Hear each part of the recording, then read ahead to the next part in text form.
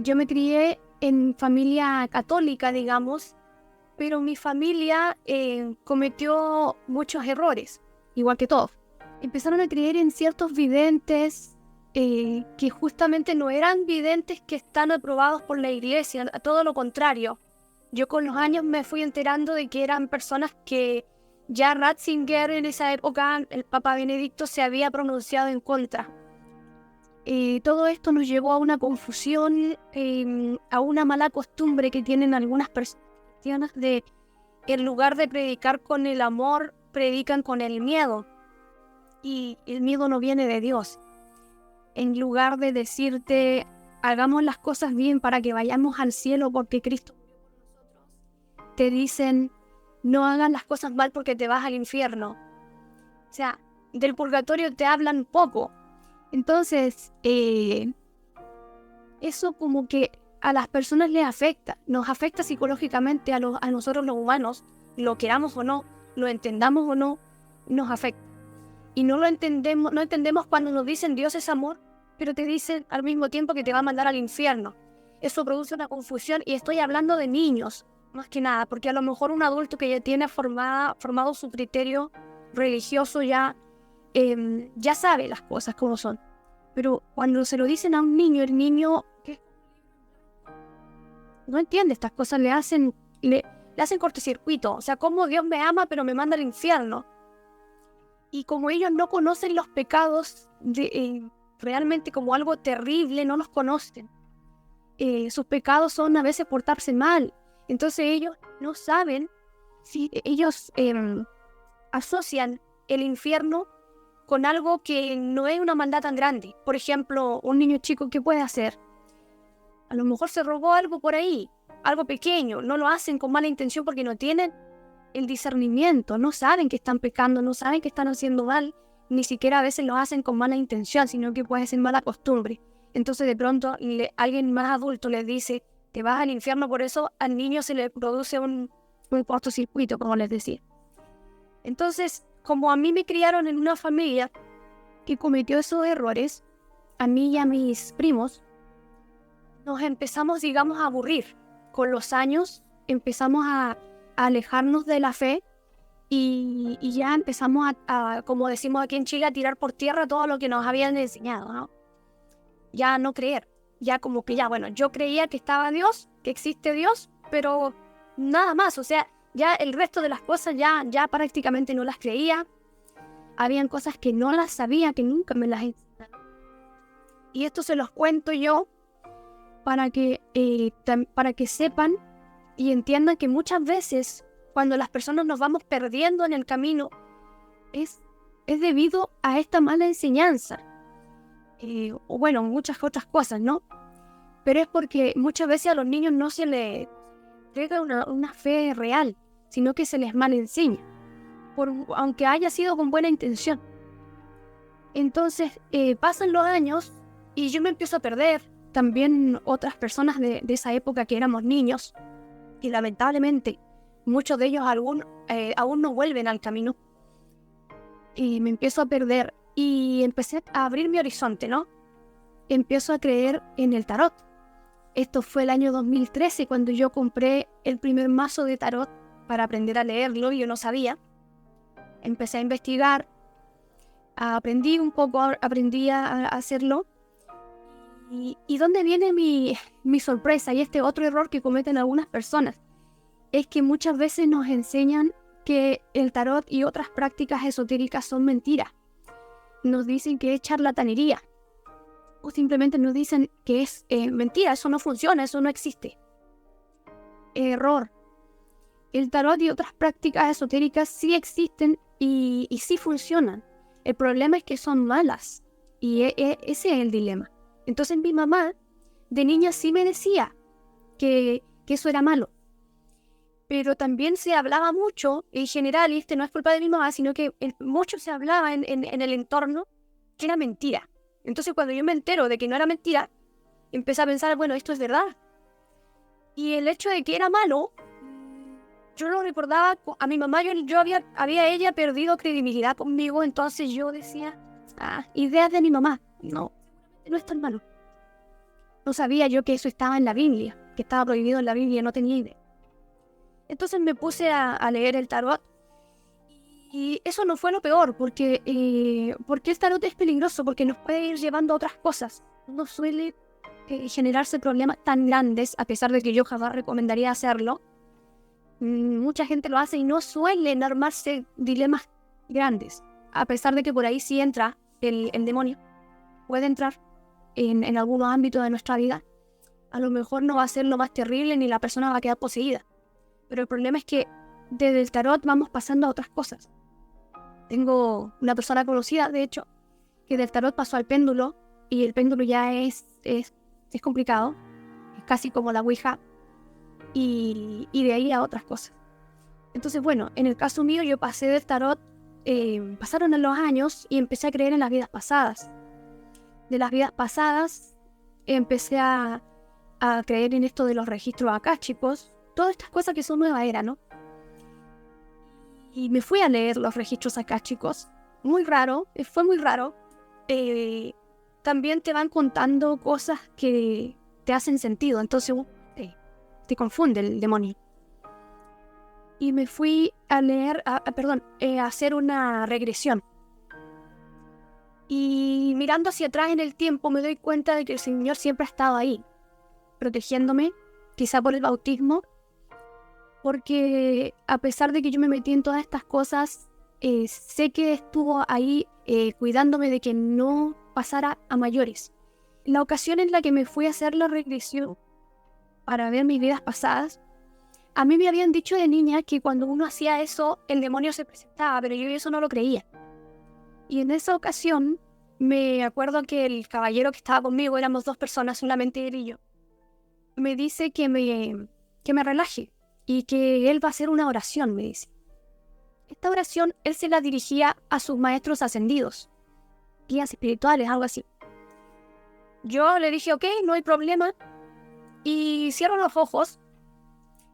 Y cuando este caballero también cierra los ojos y se pone a como a orar así, yo lo abro, y claro, estábamos como en penumbras porque tenía apenas una lámpara puesta detrás de mí, y yo delante mío veo una figura, digamos, como una persona, pero es como que fuera proyectada en la pared, así no se podía tocar ni mucho menos, era como de luz, una figura de luz proyectada en la pared. Yo tuve el impulso de tocarlo, de ofrecerle mi mano, porque yo dije, es como que vea a una persona. En ese minuto miraba yo hacia los lados, dije, esto se estará proyectando por alguna lámpara. Bueno, no sé. Y al rato desapareció esto. Y cuando terminamos esta sesión que no nos resultó, yo creo que por obra de Dios no resultó, hablo yo con él, con este caballero, y le comento que yo había visto tal cosa, y me dice, oh, qué curioso, que yo siempre los llamo, pero nunca nadie los ha visto. Primera vez que alguien me dice que los vio. Bueno, creo yo hoy en día que era un demonio o algo así. Posteriormente caigo yo en esto de los registros akáshicos, me los leo. De ahí no pasó nada, digamos, por así decirlo. Pero se fue acumulando, se fue abriendo y abriendo más, digamos, esta puerta, ¿no? En una ocasión, una tía, la misma tía que nos llevó, que llevó, digamos, a mi familia a tener esta clase de fe católica media rara, que ahora es atea. O sea, por eso les digo que fue terrible lo que pasó. Ella misma me recomendó unos hongos. Me había dicho que no lo iba a decir, pero o sea, ya se me salió. Me recomendó, digamos, estas cosas para supuestamente quitar la depresión. Yo no tenía depresión, pero como había tenido un poco de depresión hacía años atrás, le dije, bueno, los quiero probar. Entonces me los mandaron. Y estas cosas me provocaron a mí como un ataque de pánico. Cuando yo los consumí, yo pensé que me estaba muriendo. Claro, yo no sabía lo que era un ataque de pánico. Poco a poco, después me fui dando cuenta. Y ese fue, yo creo que ya, si yo ya le había abierto la puerta al demonio, yo creo que esa fue como la invitación a que entrara, o sea, ya fuerte. Es casi como cuando se meten en estas cosas de la ayahuasca, que gracias a Dios yo nunca me metí. Sí, eso es diabólico, hay que tener mucho cuidado. Entonces, esa fue ya como el acabose de todo esto. Y pasan los meses y me viene a mí, a ver, yo empecé a seguir una persona que hacía magia blanca. No hacía yo magia blanca ni le seguía sus recetas, digamos, pero me gustaba ver lo que hablaba, me interesaba, como, digamos, de curioso. Entonces yo veía a esta persona y en una ocasión una persona le preguntó, ¿cómo sé yo qué hacer con mi vida? Y esta persona, que entre paréntesis no es una persona mala, digamos, sino que es una persona confundida, le dijo, si no sabe qué hacer con su vida, pregúntele a Jesús. Y ahí yo me doy cuenta que a veces el Señor obra de las formas más misteriosas, porque imagínense una persona que no está, digamos, en gracia, que diga eso y que de pronto pueda traer bendiciones a la vida de alguien, como me pasó a mí. Yo tomo ese consejo que no era para mí directamente. Entonces esa noche, aburrida, harta de todo, porque mi vida, por más que yo tenía esa sed de saber más en el ámbito espiritual, en el fondo no sabía nada. Y yo traía ganas hacía tiempo de ayudar a la gente espiritualmente. Menos mal que no lo hice desde ese punto de vista medio nueva era. Nunca me atreví porque yo creo que nunca, por mucho que yo creía algunas cosas, no estaba segura. Entonces, yo traía ese deseo. Y les cuento un detalle antes de comentarles lo siguiente. Esta vez que me pasa esto a mí con esta cosa que yo consumí, que me viene este ataque de pánico, yo agarré mi rosario, un rosario que tengo guardado, que era de mi abuela. Lo agarro y me lo pongo. Bueno, posteriormente ya me lo saqué, lo colgué en la pieza, y yo así con toda mi confusión que tenía, que no había venido todavía mi conversión, algo me llamaba a mí. Y yo iba a ese rosario y cuando no había nadie, porque me daba un poco de vergüenza, le daba un beso a la cruz. Y bueno, seguía con mi vida, ¿no? No lo rezaba, ni siquiera me acordaba mucho cómo se reza. Entonces, bueno, voy de nuevo a la parte que ya iba. Esta persona dice eso, pregúntele a Jesús. Y yo, como creía en Jesús, me siento esa noche en la cama y le digo al aire, porque jamás pensé que Jesús me iba a escuchar: Jesús, ¿qué quieres de mí? En las horas o días posteriores me sucedió que me empezó a venir de nuevo el ataque de pánico. Y yo lo logré controlar. Y ahí me asusté porque yo dije, pero si ahora yo no he consumido nada, ¿por qué me pasa esto? Yo pensaba que esa sensación era efecto de la cosa que yo había. Y a la mañana siguiente estoy tomando desayuno y me viene muy fuerte. Y no sé si alguno aquí ha tenido ataque de pánico, pero son terribles, sobre todo cuando uno no los conoce. Y me vino una palpitación fuerte, un calor por toda la cara, un temblor, una debilidad. Me voy al patio, no quería estar yo adentro. Me siento y me pongo a orar.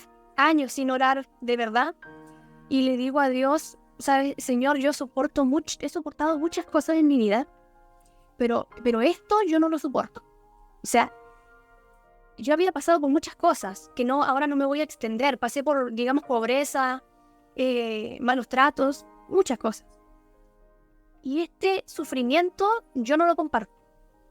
Y ahí viene una semana que me tocó, 5 días creo que fueron, que me tocó sufrir. Que yo siento que el Señor me pescó, me metió en el barro y me sacó de nuevo. Y yo no, como decimos aquí en Chile, no atinaba, no me daba cuenta de lo que estaba pasando. Que el Señor me estaba llamando, pero yo no me daba cuenta. Entonces, bueno, hay personas que somos tan duras que a veces al Señor no le queda otra que llevarnos a ese extremo para que reaccionemos. No reaccionamos antes y tampoco después. Él sabe cómo hace las cosas, cuándo las hace y qué nivel de sufrimiento tenemos que pasar para reaccionar. Ni más ni menos. Entonces, me viene a mí una seguidilla de malestares. No podía ni caminar. O sea, Yo a veces pienso que si yo me hubiera mantenido en ese estado por mucho más tiempo, yo a lo mejor hubiese llegado a morir. Porque realmente si la persona no come, se muere. No podía ni caminar, me paraba de la cama y las piernas me temblaban por debilidad. Trataba de comer y me daba asco, devolvía la comida del asco. Y bueno, me hacen exámenes posteriormente, ya no me salió nada, o sea, los médicos no me encontraron nada, absolutamente nada. Me decían, usted está totalmente sana, a excepción de una pequeña cosita que tenía, que era una arritmia nerviosa. Más me desesperaba porque no tenía solución. Llegué una noche en que fue ya el límite, llegué a mi límite, que yo pensé que me iba a morir de un ataque, y agarré mi rosario, que lo tenía, ahí ya me lo había colgado ya, lo agarro, no me acordaba bien cómo rezar el rosario, entonces empecé a rezar los Padre Nuestro, las Ave Marías, después Padre Nuestro, Ave Marías, ni siquiera hacía el Gloria porque no me acordaba, y cuando voy en el segundo misterio, digamos, sin anunciarlo porque no me acordaba, todo se acabó, así, en un segundo, todo mi sufrimiento, todo mi temblor, todas las sensaciones que yo tenía se acabaron de un momento a otro. Fue una cosa tan repentina y tan fuerte que yo lo atribuí inmediatamente como a un milagro. Yo dije, es Dios. En ese momento, por gracia de Dios, yo me di cuenta que Dios estaba ahí. Claro, yo sabía que existía, pero no lo sentía. Ni menos iba a sentir su amor, si a mí me habían enseñado que no iba a mandar al infierno. Y me di cuenta, o sea, fue como que Él me permitió, el Espíritu Santo, no sé, cómo que me metió eso en la cabeza, que me di cuenta que me había rescatado del barro, de ese fango donde yo me había metido, y que había tenido misericordia conmigo, y que nuestra madre estaba ahí, que fue a través del rosario, de un rosario mal rezado. Ahí empezó mi conversión. Ese fue el minuto en que empezó mi conversión, el 7 de junio del 2019, nunca me voy a olvidar. ¿Y qué pasa? Que yo había empezado a tomar ya el día anterior, algo así, ya ni me acuerdo, unas pastillas que eran de hierba, porque no me gustan los medicamentos químicos, entonces yo tomaba unos calmantes, digamos, de hierba, no infusiones, y unos comprimidos de pura hierba, naturales. Y empecé a tomar eso y me calmaban algunos síntomas, pero no mucho. Y así fueron pasando 2 meses. Dentro de esos 2 meses, yo tenía miedo, vivía con miedo. O sea, el Señor me había rescatado de ese infierno, pero seguía teniendo miedo y seguía pensando que en cualquier minuto me iba a venir el ataque de pánico otra vez. En estos 2 meses que yo llevaba rezando el rosario, digamos que eran más de 60 rosarios, porque yo a veces rezaba hasta 3 al día, por el puro miedo, llega un momento en que volví como a colapsar, pero ya como de tristeza. Y me echo al suelo una tarde y le pido al Señor, le digo, yo no te merezco. O sea, yo no merecía, yo no era quien para pedirle ayuda. Pero le dije, como yo había estado yendo a misa, empecé a ir a misa, imagínense, en esos 2 meses. Escuché la frase que dice, del centurión, que dice, yo no soy digna de que entres en mi casa, pero una palabra tuya bastará para salvarme. Y esa tarde me echo al suelo, ya haciendo berrinche, digamos, a Dios, y le pido que por favor ya me saque de ese infierno. Y le digo esta frase. Le digo, no soy digna de que entres en mi casa, pero una palabra tuya bastará para sanarme. Y le decía, te necesito, yo te necesito, no te merezco, pero te necesito. Listo, no pasó nada en ese minuto. Y en la noche, yo me pongo a rezar mi rosario y me empiezo a quedar dormida. En lo que me empiezo a quedar dormida, sí, como que empiezo a soñar en ese segundo. Y lo único que vi fue una cara muy fea, con una sonrisa muy fea, un pelo así como podrido. Y abro los ojos asustada, sorprendida. Yo dije, este es el demonio, fastidiando, porque se me dio la lana. Entonces, sigo rezando el rosario, no me dio miedo. Me di cuenta sí que me quería molestar. Sigo rezando el rosario y posteriormente cuando lo termino me dormí. Y en mis sueños yo soñaba cualquier cosa, ¿no? Como todos los días. Pero de pronto viene un sueño como que se me corta ese sueño trivial y empieza otro sueño. Y en ese sueño yo entro en una oficina, y en esa oficina está el Señor sentado en un escritorio. Este escritorio, esto puede sonar absurdo, pero en este escritorio había un computador. Y se veía perfectamente el monitor del computador aquí, como que el Señor está haciendo, digamos, como las personas que son secretarias, así, estaba sentado él en el escritorio, pero él tenía una bolsa con pan. Y yo miraba el pan, me llamaba la atención. Yo creo que a simple vista se veían como 8 panes, algo así. Eran como, no sé si ustedes ubican, porque aquí en Chile se vende mucho la marraqueta. Eran panes como con ese aspecto parecido. Sin embargo, en mi mente eran 33 panes. No sé por qué, yo sentía que eran 33. Y era una bolsa blanca que él la estaba preparando para enviarla a algún lugar. Entonces yo pensaba que la enviaba para acá. Y me acordaba de esa frase que decía, yo soy el pan vivo bajado del cielo. Yo le hablo al Señor. Él me habló primero, me parece. Me dice que yo debo vivir aquí. A todo esto, este sueño es como una respuesta, porque yo en mis oraciones le pedía no morir. Yo no quería morirme, tenía miedo de morirme. Entonces él me dice que yo tengo que vivir aquí, en la tierra. Y yo le digo, ¿por qué? Y él me dice, porque no te has muerto. Y yo en ese minuto se me olvida que yo he orado para no morirme y como que yo quería estar con él. Entonces le digo, ¿y por qué no me puedo morir? Como está así sugiriendo. Y él me responde, porque yo no quiero. Entonces, en este sueño, él me miraba de una forma en que yo sabía la edad que tenía, en ese tiempo 29 años, pero en mi interior yo me sentía como una niña. No sé explicarlo.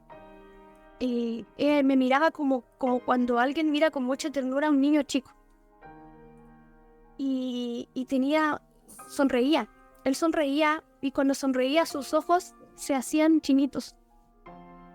Tenía las mejillas como que se le engordaban las mejillas al reírse, bien rosadas.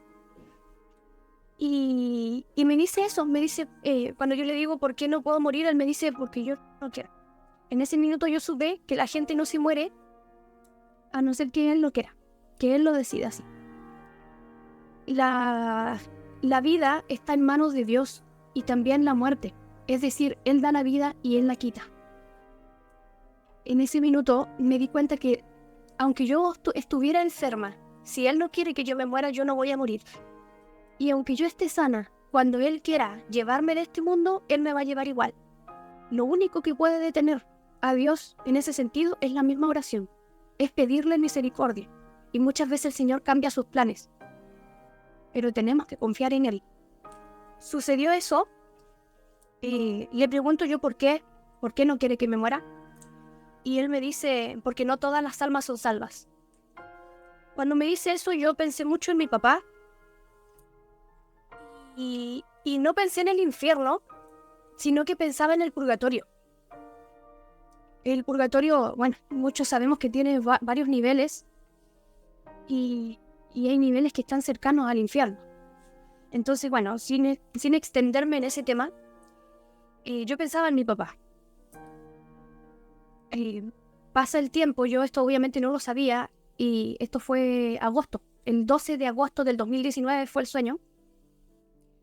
Y cuando se llega a noviembre, mi papá lo diagnostican con cáncer.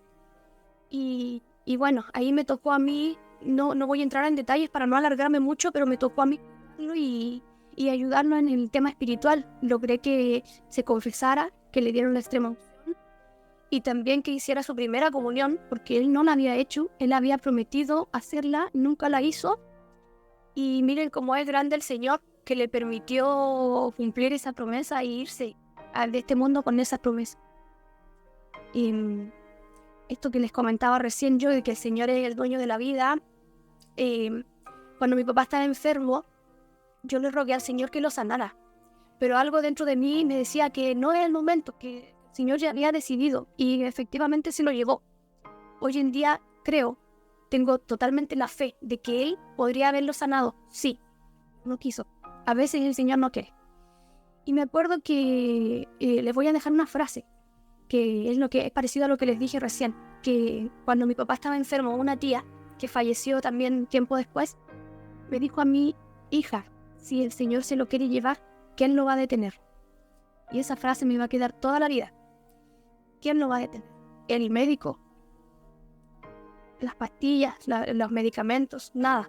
Por lo tanto, sí hay una forma y es pedirle misericordia, pero yo lo hice. Y el Señor no quiso. Sí me respondió, me dijo que no. Y se lo llevó. Nunca pensemos que el Señor no responde. Y a veces las personas dicen, yo llevo orando y no me responde. No, sí responde. Lo que pasa es que a veces dice, espérate. Y otras veces dice, no, porque no quiere. Así como me lo dijo a mí en el sueño. Que cuando yo le dije, ¿por qué no me puedo morir? Porque yo no quiero, me dijo. No hay otra razón. Él me podría decir, porque tú estás sana, porque no estás enferma, porque te están ayudando con esto. No, él me dijo bien claro, yo no quiero. Y para mí, ese sueño fue real. Yo le pregunté a un sacerdote hace poco, ¿cómo puedo yo verificar, cómo puedo yo cerciorarme de que eso es real? Y me dijo, bueno, usted está aquí, ¿no? Sí, le dije yo, ¿cuántos años han pasado? 2 años.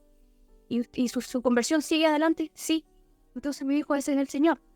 Porque el Señor no obra en cosas que no duran, que no perduran en el tiempo. Si usted todavía está aquí, me dijo, ese fue el Señor. Y eso me da paz. Así que bueno, dejarles ese pensamiento de saber que Él es el dueño de la vida y que tenemos que tener fe, agarrarnos del rosario, de la oración, seguir confiando. Y muchas veces duele, muchas veces sufrimos, muchas veces los seres queridos se van. Mi papá se tuvo que ir, por más que yo le rogué al Señor. Pero se ve que hay misericordia, porque mi papá podría haber sufrido dolores espantosos y no sufría ningún dolor. Para mí eso es como un milagro. Le dijeron que con el cáncer que tenía se le iban a tapar el intestino y no se le tapó el intestino. Se ahorró ese dolor, ese sufrimiento, pero murió en paz. Se quedó dormido y se murió. Y eso para mí es un milagro. Eso para mí fue una respuesta del Señor. Y fue una muestra tan grande de misericordia, porque mi papá tenía muchos pecados igual que todos. Y le costó mucho convertirse. Fue un camino bien tortuoso. Y aún así Él lo acompañó. Aún así estuvo nuestra madre. Y hay promesas del rosario. Mi papá rezaba el rosario. Empezó, cuando mi papá le viene este cáncer, empieza a rezar el rosario. O sea, estuvo rezando como 3 o 4 meses. Yo lo ayudé al último porque él ya no podía hablar. Casi no podía hablar. Y hay promesas del rosario y yo las vi cumplidas. Dice nuestra madre que no vamos a morir sin gracia. Y mi papá no murió sin gracia. Entonces, a veces tenemos miedo a la muerte, pero yo veo la muerte en parte como un regalo. La muerte trae consigo un regalo en el que nos damos cuenta de que no vamos a volver a pecar. ¿Cuántos de nosotros no decimos a veces, ojalá ya no pecara nunca más? Ojalá pudiera no pecar nunca más en la vida. Imposible. Pero si nos morimos, yo les aseguro que ya no vamos a pecar más. Y ya nos va a tocar solamente purificar para poder entrar al cielo. Entonces, quédense con eso. Sigan teniendo fe, sigan rezando y sigan confiando en el Señor y su misericordia. Como dijo el otro día Paola, una chica que estuvo vivo contándome su testimonio, nos dijo que la justicia de Dios es grande, es fuerte, creo, algo así era, pero la misericordia es mucho más grande. A veces por justicia nos toca sufrir, como me pasó a mí. Yo le abrí la puerta al demonio, yo lo dejé entrar. Era justicia que yo sufriera, pero el Señor tuvo misericordia y me sacó de eso a través de la intercesión de nuestra Madre. Ahora, por si tienen alguna duda y me quisieran preguntar, yo creo que a muchos les da la curiosidad, a mí siempre me pasa, de saber qué rostro tenía realmente el Señor cuando yo lo soñé. Yo les quiero mostrar que lo que yo vi, yo no digo que el Señor tenga este rostro necesariamente, no sé, pero lo que yo vi era esto. Era el cuadro que pintó esta chica que se llama Akiane Kramaric. Era igual. Estaba de blanco entero. Y les cuento lo último como curiosidad para ya darle el paso a los otros hermanos. Yo lo vi de blanco entero. Hay un chico que un niño evangélico que fue al cielo, tuvo esa gracia, y vio al Señor con ese mismo aspecto, que este niñito chiquitito de 4 años que va al cielo en el año 2003, como que se murió un momento, algo así, vio al Señor con este aspecto también, porque lo reconoció posteriormente en la fotografía. Y lo vio con una estola morada. Esto cuando el chico lo contó pasó, nadie se dio cuenta, pero yo un día me empecé a dar cuenta y dije, estola morada. Vi la fecha en que este niñito fue al cielo, que fue para la cuaresma del 2003. Calza con la cuaresma y en la estola morada. Entonces, cuando yo me di cuenta de eso, me impresioné mucho. Y me acuerdo del sueño y digo, pero yo lo vi de blanco. No tenía la estola morada. Y fue el 12 de agosto. Para el 12 de agosto, muchos sacerdotes se ponen de blanco, a pesar de que es tiempo ordinario, no usan el verde, usan el blanco porque del 1 al 15 se celebra, el 15 se celebra la Asunción de la Virgen y del 1 al 15 se visten de blanco. No en todos los países, pero en muchos países se visten de blanco desde el 1 al 15. Y este fue el 12 de agosto. Y yo cuando me doy cuenta, yo así fue como, pero no sé, fue como una cosa que me impresionó demasiado. Así, si les queda la moraleja, no crean nada de lo que les dice la nueva era. Nada, pero absolutamente nada. No se metan en eso. Totalmente. Si nuestro material te es de bendición, te invitamos a dar like a este video y suscribirte para ayudarnos a llegar a más personas.